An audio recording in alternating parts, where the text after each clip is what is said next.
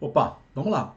Eu quero apresentar aqui para vocês uma ferramenta que eu costumo utilizar quando converso com um estudante sobre o planejamento. É a parte mais prática do planejamento, ainda dentro de um primeiro momento, depois de fazer algumas avaliações, né? É importante que o estudante ele saiba duas coisas. Primeiro, qual é o curso que ele deseja, qual é a carreira que ele deseja e onde ele deseja estudar. Se a prova mais importante para ele é o Enem, se a prova mais importante para ele é uma prova específica de uma universidade que ele escolheu, né? E conheça as características básicas da prova que ele fará. Ao mesmo tempo, o aluno ele já tem uma percepção de em quais matérias ele vai melhor, o seu desempenho é melhor, e em quais matérias ele tem um desempenho em que ele precisa melhorar.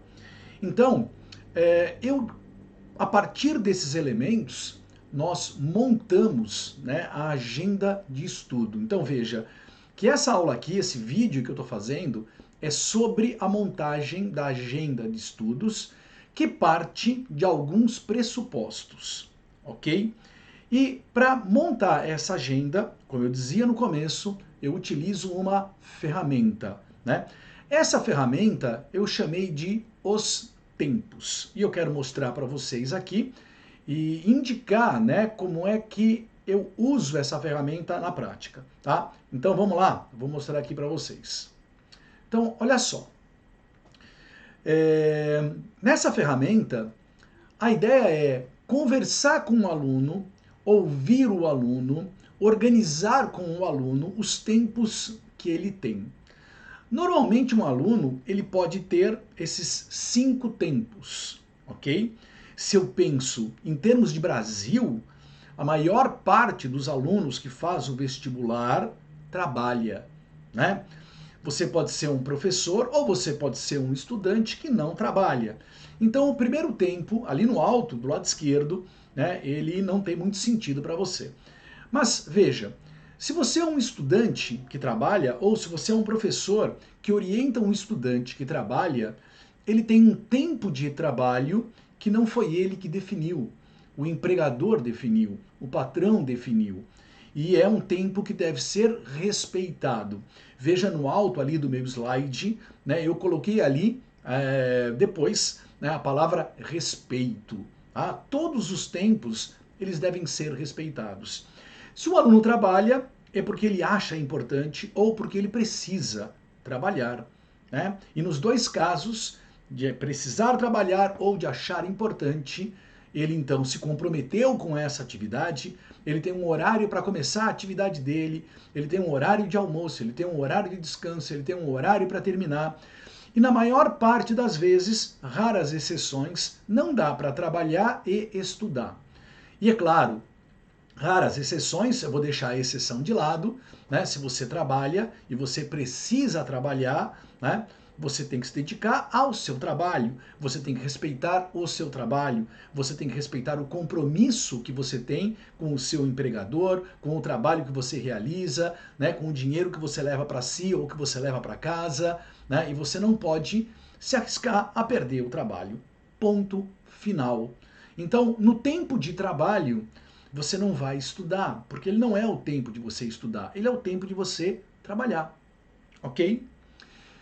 O segundo tempo, na maior parte das vezes, também não é definido pelo estudante, na maior parte das vezes, tá? É definido pela escola, é definido pelo cursinho presencial, né? Que é o tempo de aula. O aluno que está no ensino médio, ele obrigatoriamente vai para a escola pensando numa situação de normalidade, né? Não estou pensando aqui na época da pandemia, ok? E ele tem um horário para começar a aula. A escola dele diz para ele, olha, você começa a aula às 7h20, 7h30, né? Você termina às 13 horas. A escola diz para ele qual é a primeira aula, qual é a segunda aula, qual é o horário de intervalo, né? E um aluno de ensino médio ele não pode escolher qual aula ele assiste e qual não assiste.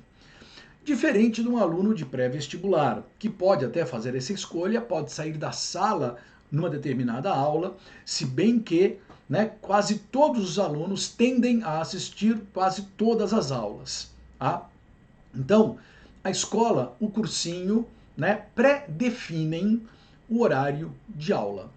Quando você faz um curso pré-vestibular totalmente online, você pode definir o seu horário de aula, mas o horário de aula é um horário de aula, onde o professor fala, explica, ensina, você ouve, anota, aprende coisas, é óbvio, né?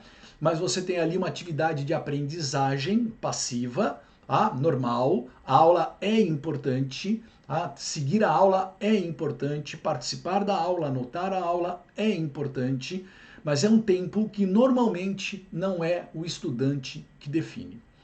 Muitas escolas, muitos cursinhos oferecem atividades extras, né? Uma programação paralela, um curso de aprofundamento, uma aula especial de redação.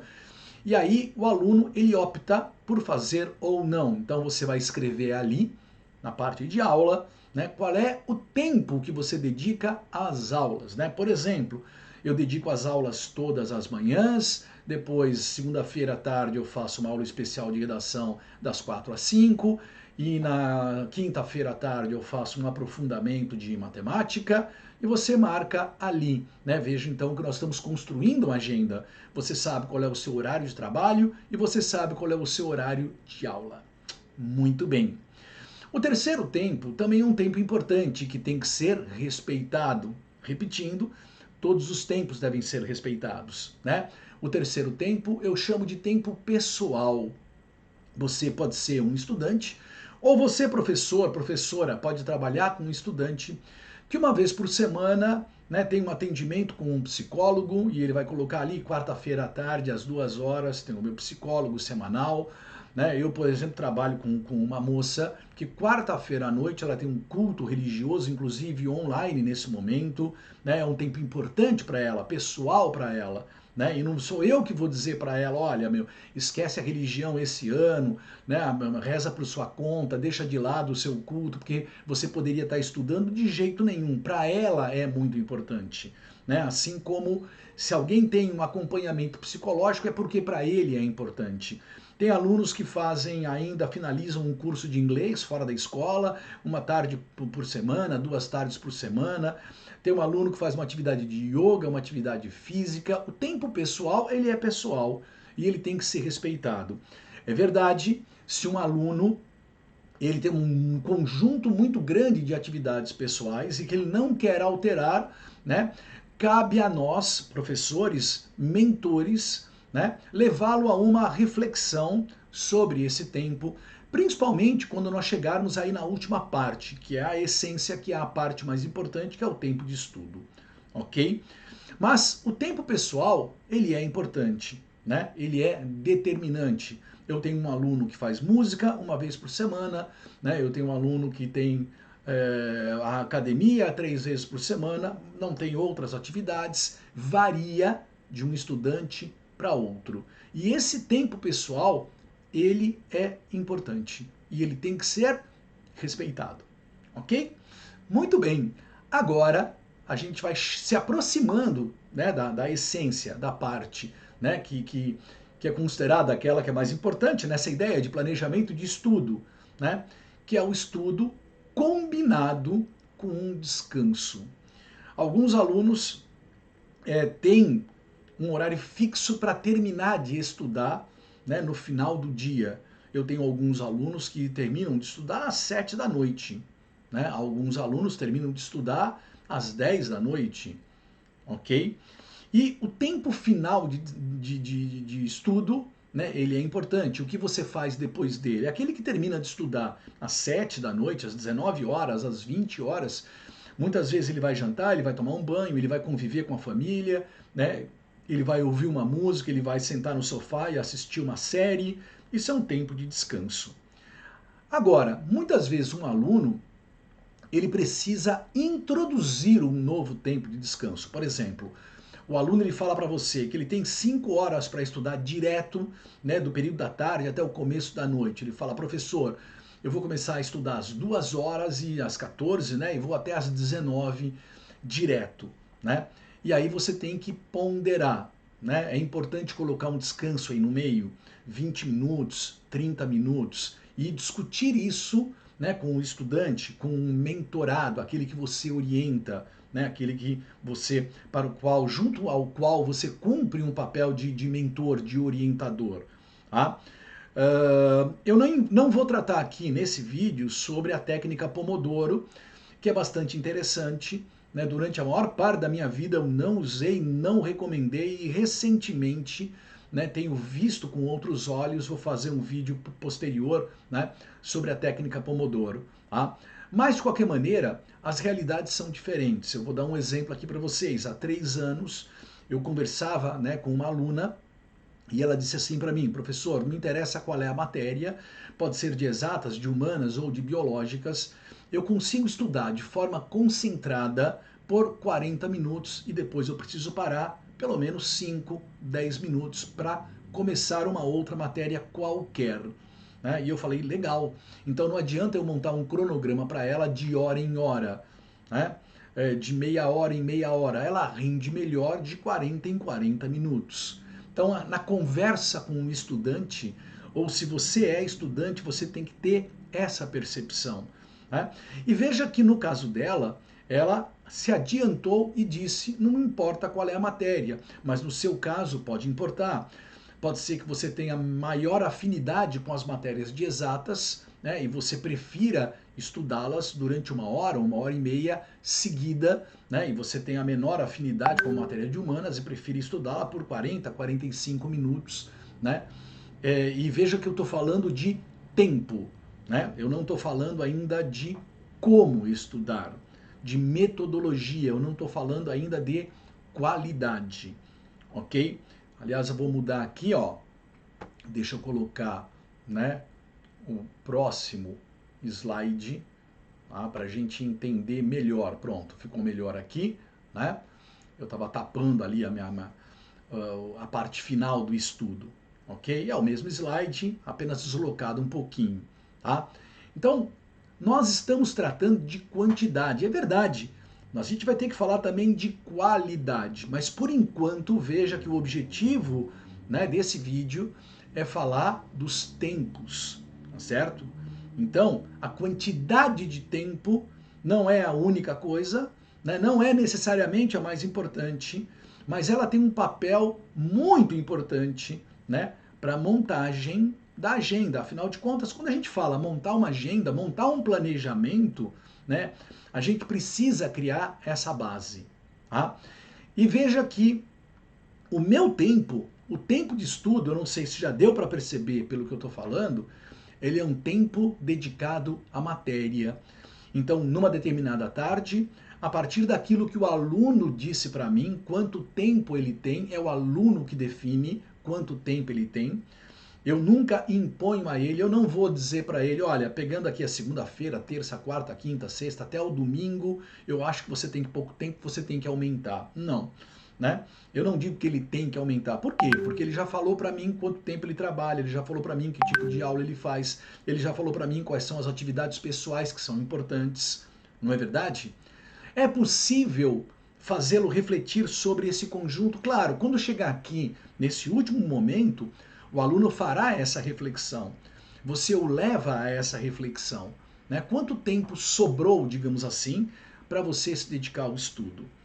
20 horas por semana, 25 horas por semana, 30 horas por semana, 10 horas por semana para quem trabalha? Como aproveitar esse tempo? Quais matérias eu tenho que estudar mais? Quais matérias eu tenho que estudar menos? E aqui entra uma boa discussão que eu também vou deixar para um outro vídeo, que é a ideia de aula dada, aula estudada, né, que não é a minha praia, não é a minha orientação.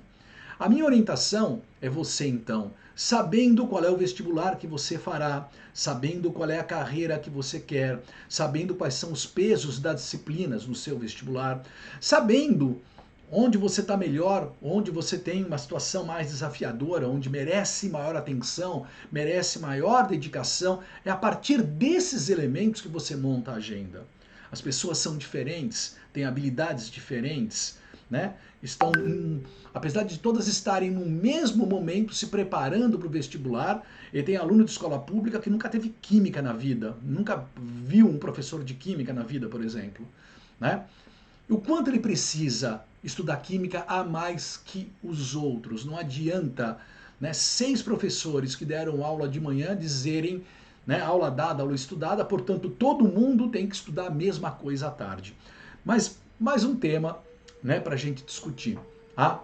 Então, veja, o que nós temos aqui é a organização do tempo. Tá? E o aluno, ele estuda, ele coloca ali as disciplinas, se ele tem 5 horas numa tarde, 3 horas numa tarde, 5 horas no domingo, quais são as matérias que ele vai estudar. Por que ele vai estudar mais uma matéria, por que ele vai estudar menos a outra matéria. Essa é a questão, né? E como eu disse, tudo isso parte de alguns pressupostos. Então vejam, o critério para a divisão do tempo ele está baseado no vestibular que você fará, né? E nos potenciais, nas habilidades, nas competências que você já tem ou não tem, que precisa desenvolver mais. Tá? E aí, se você tem um determinado montante, você tem 15 horas por semana, o que eu coloco aqui? Quantas horas para matemática, quantas horas para história, como é que eu distribuo isso? Tem aluno que fala o seguinte, não, eu vou estudar matemática concentrado num único dia. No meu calendário eu tenho 3 horas por semana para matemática, vou colocar tudo na mesma tarde. É pessoal, é individual, ok? E o que o aluno ele tem que fazer? O que ele precisa fazer é cumprir a agenda. Quando ele cumpre a agenda, ele nunca está atrasado.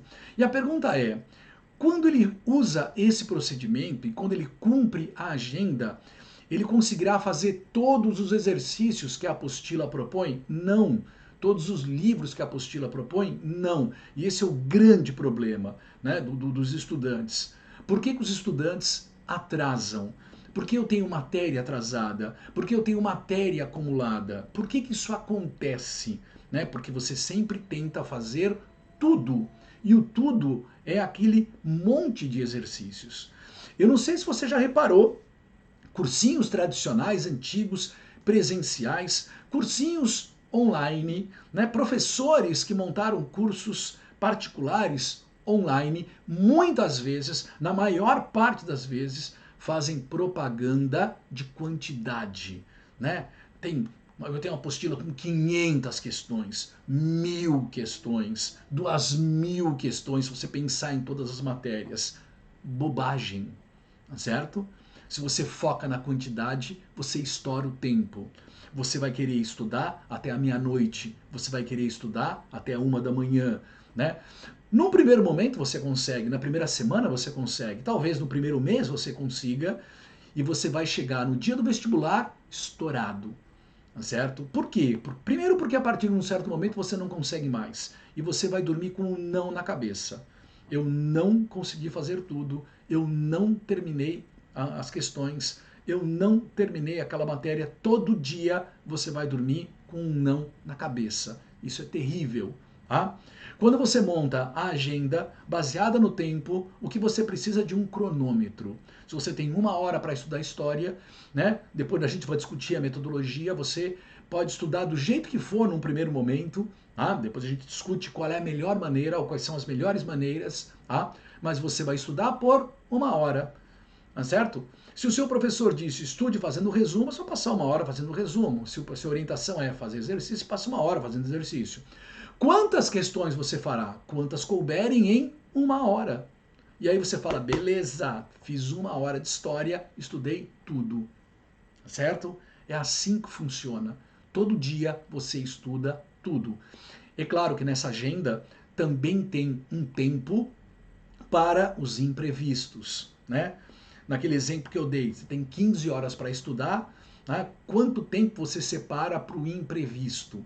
1 hora, 2 horas, né? Tem lá de sobra, né? A área de escape, tá? Para quando aparecer um problema, certo? Então, isso é possível, tá? Então, essa é a ideia. Vejam que eu fiz aqui algumas citações nesse vídeo sobre outros elementos, outros componentes, né, que são importantes, mas que nós abordaremos depois. Tá legal? É isso. Espero que vocês consigam aproveitar. Se você tiver uma dúvida, tiver um comentário, pode deixar aqui embaixo, né? E eu respondo para você. Se quiser entrar em contato, né, você encontra aqui na descrição do vídeo o meu contato. Tá legal? Um abraço, bons estudos.